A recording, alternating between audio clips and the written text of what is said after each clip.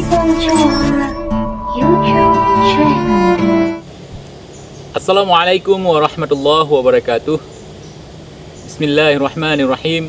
Rabbi syrahli sadri wa yassirli amri wahlul 'uqdatam min lisani yafqahu qawli.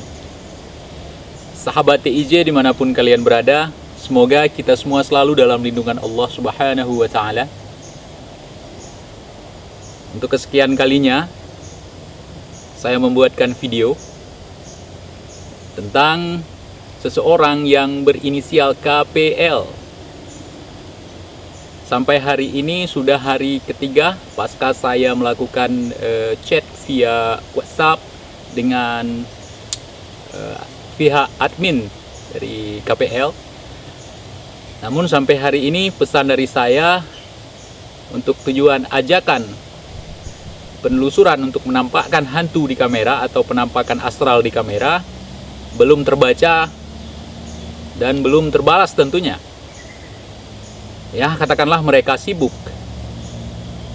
Tapi saya pernah melihat bahwa ada waktu mereka online setelah saya melayangkan pesan tersebut. Ya, katakanlah mungkin banyak penggemar atau pihak lain yang menghubungi. Ya, katakanlah demikian. Kita positive thinking aja teman-teman ya. Atau mungkin mereka sudah merasa takut, sudah merasa gusar karena tidak bisa melakukan pembuktian seperti saat mereka mempermainkan permainan mereka di video-video mereka. Mungkin selama ini belum ada yang nantang. Ya, kalian kan menyuruh saya ke sana, penggemar-penggemarnya ya. Kalian mengatakan saya tidak berani, itu tidak masalah. Yang penting pembuktian, bukan cuman kita ngobrol siapa pemberani, siapa pemenang, siapa kalah, itu tidak penting. Ini bukan kompetisi untuk mencari pemenang. Di sini kita mencari kebenaran, teman-teman. Siapapun kalian, kita mencari kebenaran, mencari bukti. Namun dari gelagat-gelagatnya, saya melihat memang ada kebakaran jenggot, ada ketakutan-ketakutan, terutama dari nyanyian-nyanyian yang mulai terdengar walaupun secara tidak langsung kita sangat paham. Mungkin kita tidak perlu menunggu lagi karena memang tidak akan ada pembuktian itu. Makanya berarti ucapan saya kemarin nggak ada nyali itu memang benar. Kita ajak uji nyali, ternyata nyalinya cute. Oke, kita sudahi aja tentang itu teman-teman. Oke, pihak yang bersangkutan KPL nggak usah takut lagi. Mungkin kami tidak akan memaksa juga. Setidaknya kami sudah paham bahwa yang selama ini kami prediksi atau kami asumsikan ternyata memang fakta, real. Sahabat TIJ, kenapa saya selalu menyebutkan pembodohan? Karena pembodohan itu memang sesuatu yang sangat berbahaya sekali sekecil apapun dia teman-teman. Kenapa? Karena dengan pembodohan itu ada banyak hal yang negatif yang akan muncul belakangan tanpa kita sadari. Apalagi mereka mengatasnamakan ayat-ayat suci untuk sebuah kebohongan. Kita sebagai muslim harus saling mengingatkan tentang hal itu supaya tidak melenceng dari nilai-nilai akidah. Akidah lurus tentunya. Kemudian saya membuat sebuah analogi ya, supaya kita bisa menalar kenapa saya menyebutkan pembodohan itu tidak baik. Hal yang menyangkut dengan gaib dikait-kaitkan dengan sesuatu yang bertentangan dengan syariat itu banyak sekali. Bahkan tentang aturan-aturan yang ada di negeri kita itu sangat bertentangan. Contoh dalam hal agama, mereka membuat mitos malam Jumat merupakan malam yang horor, malam yang mengerikan. Itu sudah menyalahi sekali teman-teman dari nilai-nilai syariat kita. Kemudian ada masjid yang angker. Itu adalah cara penyesatan yang sangat keji teman-teman. Kita harus paham. Kemudian yang paling parahnya, rumah sakit juga mereka jadikan sebagai lahan pembodohan. Apakah mungkin maksud mereka supaya orang-orang sakit ini tidak ke rumah sakit untuk berobat, sehingga mereka buat isu seperti itu agar orang-orang sakit atau pasien ini akan datang berobat ke mereka? Saya juga tidak paham, teman-teman ya. Namun yang saya pahami, itu sebuah penggoblokan yang sangat luar biasa sekali. Ketika ada suster ngesot, ada hantu penampakan kuntilanak di rumah sakit, ada kasir kuntilanak, ada mayat yang berjalan, hantu tanpa kepala di rumah sakit. Itu kurang ajar, teman-teman, menurut saya. Kenapa saya mengatakan ini bertentangan dengan aturan yang ada di negeri kita?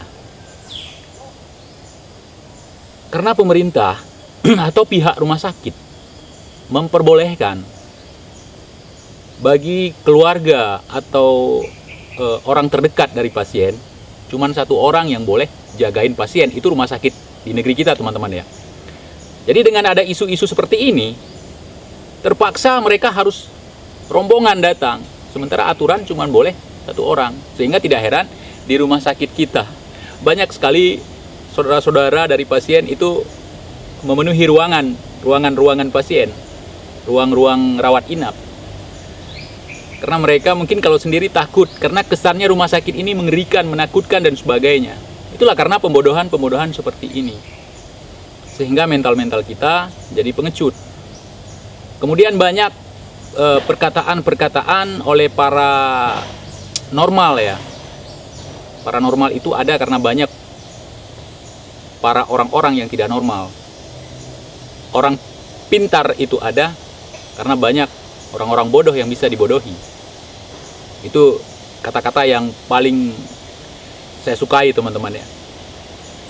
Kemudian berbicara sakti ini itu segala macam, sementara tidak ada pembuktian. Giliran ada yang meminta membuktikan, bukan langsung merespon, tapi mengirim orang-orang yang tidak jelas untuk memaki-maki si penantang. Nah, contohnya apa yang terjadi pada diri saya hari ini. Seharusnya mereka menanggapi. Kemudian saya dituduhkan pansos lah, ingin cari tenar lah. Kalau saya cari tenar tidak usah dengan jalan ini, teman-teman. Ya, ada cara lain dan banyak sekali cara lain. Saya hanya ingin saudara-saudaraku di Nusantara, di seluruh Indonesia, tidak lagi percaya dengan hal-hal yang bodoh seperti ini yang mengatasnamakan gaib. Ya. Kalau kita ditakut-takuti, walaupun seolah-olah mereka menunjukkan kepada kita, jangan takut, jangan ini, jangan itu untuk menunjukkan eksistensi mereka bahwa mereka bukan penakut. Sementara kita ditakuti secara tidak langsung. Teman-teman tahu tidak? Makhluk-makhluk astral seperti itu, bahkan jin-jin atau setan-setan yang dikirim oleh ahli santet, itu akan semakin besar, akan semakin merasa kuat kalau kita takut sama mereka. Kalau kita tidak takut dengan mereka, mereka juga akan cute. Cute bukan cute bahasa Inggris, teman-teman ya. Akan menciut, tidak ada nyali ya, seperti praktisi yang saya sebutkan tadi. Kalau mereka punya nyali, tentu mereka akan mengatur schedule untuk bertemu dengan saya. Ya katakanlah saya nggak berani ke sana misalnya, lagipun saya berani juga kalau untuk ke sana. Kalau misalnya saya nggak berani, ya mereka lah yang datang menjumpai saya untuk membuktikan kepada pemirsanya, atau untuk membuktikan bahwa yang mereka lakukan bukanlah pembodohan. Hantu editan lah, hantu settingan lah. Kenapa dipertahankan kebohongan? Memang tidak salah orang-orang dulu mengatakan bahwa ketika kita melakukan sebuah pembodohan atau kebohongan, maka harus ada kebohongan-kebohongan lain untuk menutupi kebohongan yang pernah kita lakukan. Jadi untuk apa mengirim orang-orang yang menurut saya tidak berhak untuk mengomentari atau apalah mengancam-ngancam saya, tidak berhak. Kenapa yang bersangkutan saja datang kemari atau menggubris atau merespon ucapan saya? Kenapa harus ngirim orang lain? Itu kan sebuah bentuk ketakutan. Kalau kita pemberani pasti kita sendiri yang hadapi. Jangan kita suruh orang-orang. Kalau saya tidak peduli dengan mereka karena target saya bukan mereka. Seperti itu. Jadi bukan hal yang baru bagi saya untuk tantang menantang dalam hal ini, teman-teman. Bukan hanya di dunia maya, di dunia nyata sekalipun ya, Di sekitar saya sekalipun saya sering melakukan ini. Dan ujungnya pasti seperti ini. Ada yang mereka tutupi, sehingga mereka tidak berani menunjukkan gigi. Ada ketakutan-ketakutan karena tidak bisa memberi bukti. Makanya mereka begini. Saudaraku yang cerdas, saudaraku yang masih menggunakan akal sehat, dalam hal ini kenapa saya terlalu terkesan ngurusin urusan orang lain. Saya selalu ngurusin, saya tidak pernah mengurusin orang, teman-teman. Jangankan mengurusin, menggemukkan orang juga saya tidak bisa. Jadi kita akan dilempar dengan tuduhan-tuduhan seperti itu, menfitnah, pansos, apalagi ujaran kebencian, hinaan. Kita akan seperti itu dituduh ketika kita melakukan sebuah kebenaran, karena mereka tidak bisa terima.